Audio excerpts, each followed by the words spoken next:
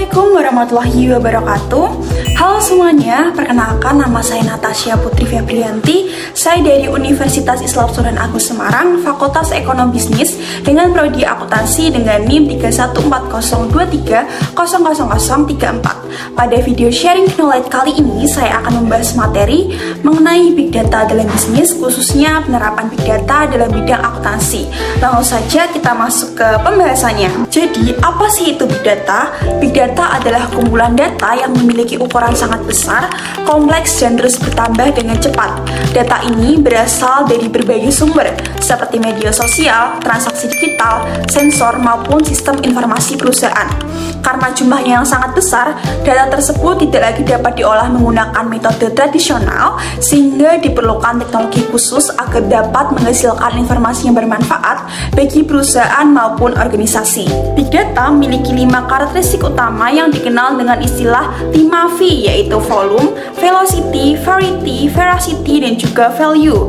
Karakteristik yang pertama adalah volume, yaitu jumlah data yang sangat besar sehingga membutuhkan kapasitas penyimpanan teknologi pengolahan yang memadai. Karakteristik yang kedua adalah velocity, yaitu kecepatan data yang terus mengalir dan harus diproses secara cepat, bahkan secara real time agar informasi yang dihasilkan tetap relevan.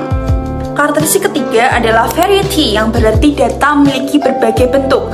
Data tidak hanya berupa angka atau tabel, tetapi juga dapat berupa teks, gambar, video, hingga audio. Selanjutnya adalah veracity, yaitu tingkat keakuratan dan kualitas data. Sebelum dianalisis, data perlu dibersihkan dari kesalahan, data yang diduplikat maupun informasi yang tidak relevan. Karakteristik yang terakhir adalah value, yaitu nilai atau manfaat yang diperoleh setelah data berhasil diolah menjadi informasi yang dapat digunakan sebagai dasar pengambilan keputusan. Lalu, mengapa Big Data menjadi sangat penting dalam dunia bisnis? Pertama, Big Data membantu perusahaan mengambil keputusan yang lebih tepat karena keputusan didasarkan pada data dan fakta, bukan hanya asumsi. Yang kedua, Big Data memungkinkan perusahaan memprediksi kondisi atau tren di masa depan seperti perubahan permintaan pasar maupun perilaku konsumen. Ketiga, Big Data dapat meningkatkan efisiensi operasional dengan membantu perusahaan menemukan proses yang masih kurang efektif sehingga biaya dapat ditekan dan produktivitas meningkat. Selain itu, Big Data juga membantu perusahaan memahami kebutuhan pelanggan dengan lebih baik sehingga mampu menciptakan produk dan layanan yang sesuai dengan kebutuhan pasar. Big Data juga memiliki 3 fungsi utama. Fungsi pertama adalah analisis, yaitu mengolah data untuk menemukan pola, tren, maupun informasi penting yang dapat digunakan dalam pengambilan keputusan. Fungsi kedua adalah prediksi, yaitu memanfaatkan data historis untuk memperkirakan kondisi atau peluang yang mungkin terjadi di masa mendatang. Sedangkan fungsi ketiga adalah optimasi, yaitu meningkatkan efisiensi proses bisnis sehingga penggunaan waktu, biaya, dan sumber daya menjadi lebih optimal. Dalam bidang akuntansi, Big Data tidak hanya mengolah data keuangan, tetapi juga menggabungkan data non-keuangan seperti perilaku pelanggan, kondisi pasar, dan aktivitas operasional perusahaan. Dengan demikian, perusahaan dapat memperoleh informasi yang lebih lengkap untuk mendukung keputusan strategis. Berdasarkan bentuknya, Big Data dibagi menjadi 3 jenis, yaitu structured data, unstructured data, dan juga semi-structured data. Yang pertama yaitu structured data, merupakan data yang tersusun rapi dalam bentuk tabel atau database sehingga mudah diolah. Contohnya data transaksi keuangan. Nah, yang kedua yaitu unstructured data, merupakan data yang tidak memiliki format tertentu seperti video, foto, email, maupun unggahan media sosial. Sedangkan semi-structured data merupakan gabungan dari keduanya, misalnya data dalam format XML atau JSON. Dalam penerapannya, Big Data telah digunakan di berbagai bidang.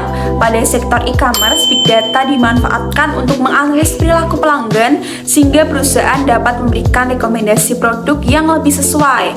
Nah, di bidang kesehatan, Big Data ini membantu proses diagnosis melalui analisis rekam medis.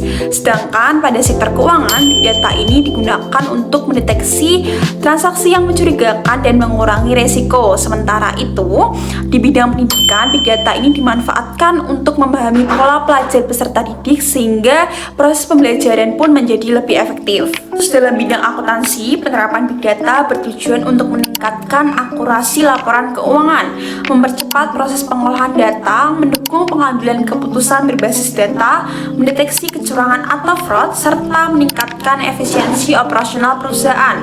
Nah, implementasi big data dalam akuntansi dapat diterapkan pada berbagai aktivitas, seperti penyusunan laporan keuangan secara real time, audit berbasis data, manajemen resiko, deteksi fraud, penyusunan anggaran, hingga penguatan sistem pengendalian internal. Proses implementasinya dimulai dari pengumpulan data, kemudian penyimpanan data dalam sistem berkapasitas besar, dilanjutkan dengan proses integrasi dan pembersihan data. Setelah itu, data dianalisis untuk menghasilkan informasi yang berguna, kemudian disajikan dalam bentuk laporan atau dashboard sehingga dapat digunakan oleh manajemen dalam pengambilan keputusan. Seluruh proses tersebut juga harus didukung oleh sistem keamanan dan juga pengendalian data yang baik. Nah, sebagai penutup dapat disimpulkan bahwa big data ini bukan hanya sekumpulan data dalam jumlah besar saja, tapi merupakan aset yang sangat penting bagi perusahaan. Dengan pengolahan data yang tepat, big data mampu menghasilkan informasi yang akurat, meningkatkan efisiensi operasional, membantu mendeteksi risiko maupun kecurangan, serta mendukung pengambilan keputusan yang lebih cepat dan juga tepat. Oleh karena itu, pemanfaatan big data ini menjadi salah satu faktor penting dalam meningkatkan daya saing perusahaan di era digital. Nah, demikian penjelasan yang dapat saya sampaikan. Terima kasih telah menyaksikan video ini. Mohon maaf jika ada salah kata. Sekian dari saya. Wassalamualaikum warahmatullahi wabarakatuh.